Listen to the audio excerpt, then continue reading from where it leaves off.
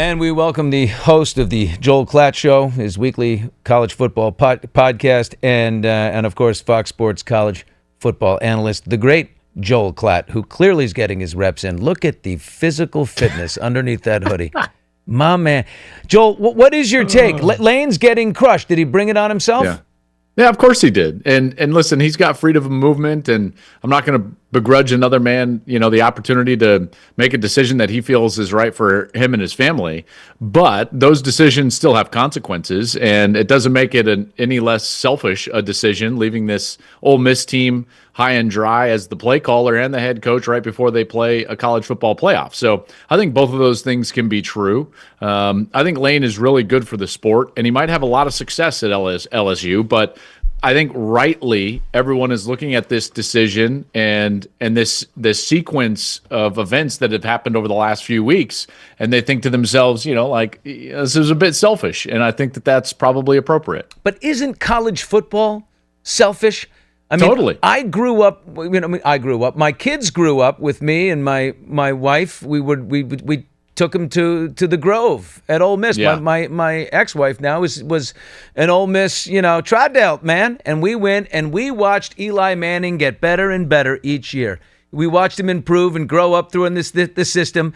College football itself is a one-year job, whether you're a player or you're a coach, really. And it's just it's a finance. These guys don't even fake it anymore. None of these guys are going to class. It used to be like, oh, we got to hire a nerd or a tutor to help old Bubba because Bubba's got to get a 2.0 or he can't play in the next game. They don't even pretend with that anymore. The minimum salary at LSU is like $300,000 for a backup punter. Like, it's just changed and changed so rapidly, they haven't caught up, like, regulation-wise, right? Yeah. It's just a total 100%. Shit show. It is, and here's the deal, is there's a lot of things broken in college football. One of them is the calendar. So part of the reason that Lane was in this position, that LSU wanted him and he was going to leave and is leaving now before the college football playoff that Ole Miss competes in, is the fact that the roster building portion of our season and our calendar happens while we're still competing. Imagine for a moment if there was free agency and the draft in the NFL the week of the wild card round of the NFL playoffs.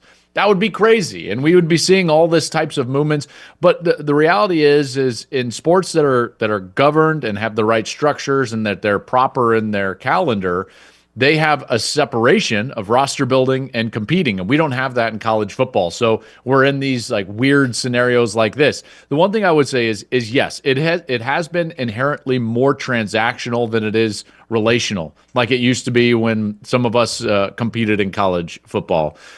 But I will tell you that I still have yet to see a starting quarterback decide that right before the playoff and a team that he led to the playoff, he just says like, hey, peace out. I'm out of here. And that's effectively what Lane has done. So I believe that you can be critical of this decision and what he did to Ole Miss and those players, and at the same time understand the realities of college football, which is we're in a broken calendar, and we certainly need some guardrails and structures that can fix our sport moving forward.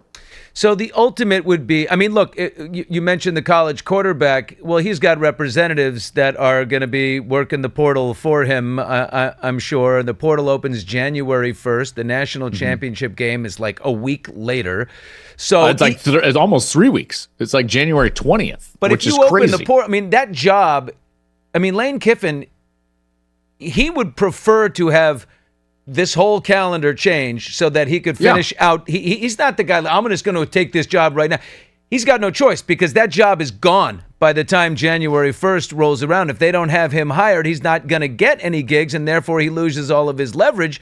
So he's a victim of the calendar. I think Ole Miss fans are pissed off at the way he handled it. And I've got a lot of friends down there, and they hate the fact that they felt like they were trolled by him, that he was putting out little Easter eggs of like how happy we are in Oxford, calling it the Velvet Ditch. It's so cozy, here, and Juice the dog, and all these things that he was posting, suggesting that he might stick around. Was that gamesmanship? They hate the way he handled it. Was leverage. It was leverage, and he used that. And here's the thing is they're also mad that there were a lot of other coaches that, quite frankly, are better candidates that took their name out of the hat.